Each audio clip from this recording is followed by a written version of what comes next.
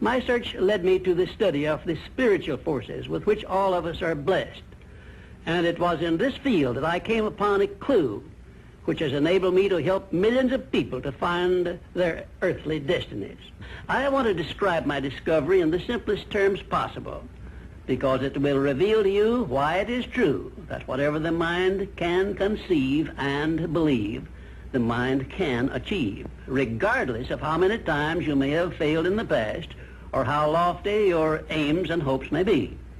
I caught my first fleeting glimpse of the profound law which provides the means by which we may choose our own purpose in life and attain it, while I was being coached by Andrew Carnegie during the organization of the Science of Success philosophy.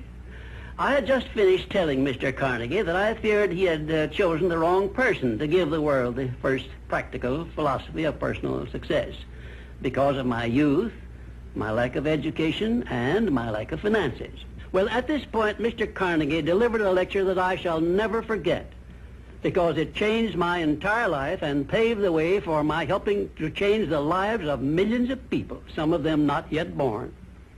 Let me call your attention to a great power which is under your control, said Mr. Carnegie, a power which is greater than poverty, greater than the lack of education, greater than all of your fears and superstitions combined. It is the power to take possession of your own mind and direct it to whatever ends you may desire. This profound power, Mr. Carnegie continued, is the gift of the Creator, and it must have been considered the greatest of all of his gifts to man, because it is the only thing over which man has the complete and unchallengeable right of control and direction. When you speak of your poverty and lack of education, Mr. Carnegie explained, you are simply directing your mind power to attract these undesirable circumstances, because it is true that whatever your mind feeds upon, your mind attracts to you. Now you see why it is important that you recognize that all success begins with definiteness of purpose, with a clear picture in your mind of precisely what you want from life. Then Mr. Carnegie continued his speech with a description of a great universal truth which made such an impact upon my mind that I began then and there to give myself a new outlook on life and set up for myself a goal so far above my previous achievements that it shocked my friends and relatives when they heard about it.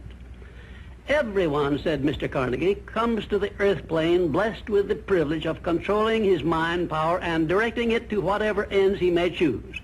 But, he continued, everyone brings over with him at birth the equivalent of 2 sealed envelopes, one of which is clearly labeled the riches you may enjoy if you take possession of your own mind and direct it to ends of your own choice, and the other is labeled the penalties you must pay if you neglect to take possession of your mind and direct it.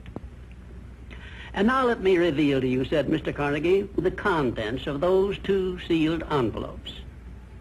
In the one labeled riches is this list of blessings. 1, sound health. 2, peace of mind. 3, a labor of love of your own choice. 4, freedom from fear and worry. 5, a positive mental attitude. 6, material riches of your own choice and quantity. In the sealed envelope labeled penalties, Mr. Carnegie continued, is this list of the prices one must pay for neglecting to take possession of his own mind. 1, ill health. 2, fear and worry. 3, indecision and doubt. 4, frustration and discouragement throughout life. 5, poverty and want. 6, and a whole flock of evils consisting of envy, greed, jealousy, anger, hatred, and superstition. Now, my mission in life is to help you and everyone who needs my help to open up and use the contents of the sealed envelope labeled riches. And the starting point from which you must take off if you wish to write your own ticket from here on out for the remainder of your life, I will describe for you in these simple instructions. 1, procure a neat pocket-sized a notebook, or something on the order of this one here, loose leaf affair. And on page 1, write down a clear description of your major desire in life, the one circumstance or position or thing which you will be willing to accept as your idea of success. And remember before you begin writing that your only limitations are those which you set up in your own mind or permit others to set up for you. And 2, on page 2 of your notebook, write down a clear statement of precisely what you intend to give in return for that which you desire from life. And then start in right where you stand now to begin giving. And 3, memorize both of your statements, what you desire and what you intend to give in return for it, and repeat them at least a dozen times daily. And always end your statements with this expression of gratitude for the blessings with which you were gifted at birth. I ask not, O divine providence, for more riches, but more wisdom with which to accept and use wisely the riches I received at birth in the form of the power to control and direct my mind to whatever ends I desire. If you are not too successful or self-satisfied to accept and express this profound prayer, if you accept it and express it in the same spirit of humble sincerity in which I pass it on to you, a new and a better world will reveal itself to you. A world in which you will see reflected the circumstances and the things which you yourself have created.